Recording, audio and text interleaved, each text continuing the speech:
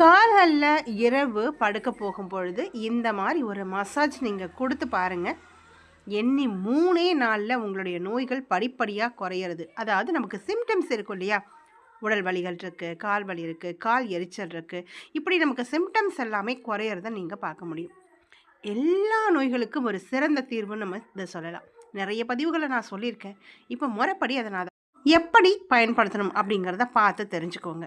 அதாவது ஒரு அரை டீஸ்பூன் தேங்காய் எண்ணெய் எடுத்து நல்லா கைகளில் தேய்ச்சிடுங்க. தேய்ச்சிட்டு கால்களில் நல்லா தேய்ச்சிட்டு நான் கொடுக்குற மாதிரி மசாஜை நீங்கள் கொடுங்க.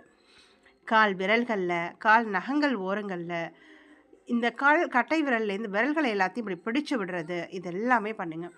இந்த மசாஜ் கொடுக்கறது, லேசான ஒரு அழுத்தம் கொடுக்கறது, ப்ரெஷர், இந்த மாதிரி ப்ரெஷர் கொடுக்கறது, ரப் பண்ணி நல்லா தேய்ச்சி விடுறது, இந்த மாதிரி பிடிச்சு விடுறது, இதெல்லாம் பண்ணுங்கள். இதை தொடர்ந்து நீங்கள் பண்ணிக்கிட்டு வரும்பொழுது உங்களுடைய மெட்டபாலிசம் நல்லா சிறப்பாக இருக்கும். உங்களுடைய பிளட் சர்க்குலேஷன் நல்லாயிருக்கும்.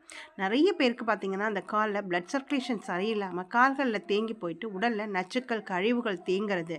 நிறைய டயபிட்டிஸ் சுகர் பேஷண்ட் என்ன சொல்லுவாங்க, கால்கள் எரிச்சல் இருக்குது, மதமதப்பு இருக்குது, உணர்வு இல்லாமல் இருக்குது, கால்களில் பார்த்திங்கன்னா ரத்தம் தேங்கி போயிடுது, கருப்பாயிடுது, இன்னும் நிறைய கம்ப்ளைண்ட்ஸ் எல்லாம் சொல்லுவாங்க. நிறைய பேருக்கு குதிகால், பாதங்கள் வலி இருக்குது, முதுகு வலி இருக்குது, இடுப்பு வலி இருக்குதுன்னு சொல்கிறோம்.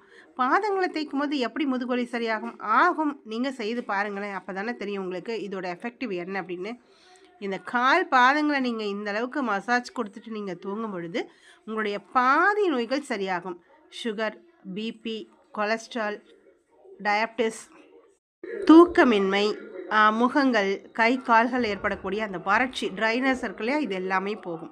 முதல்ல நம்ம உடம்புல அந்த வறட்சி நீங்குது அப்படின்னாலே நம்ம உடல் ஒரு ஆரோக்கியத்துக்கு திரும்புது அப்படிங்கிறது தான் அர்த்தம். உடல் எடையை பராமரிக்குது, ரத்த ஓட்டத்தை சீராக்கிறதுனால இதயம், கல்லீரல், சிறுநீரகம்னு உள் உறுப்புகள் எல்லாமே சீராக இயங்க ஆரம்பிக்குது. அதனால் 100 வயசு ஆயுளும் ஆரோக்கியம் கூடும்.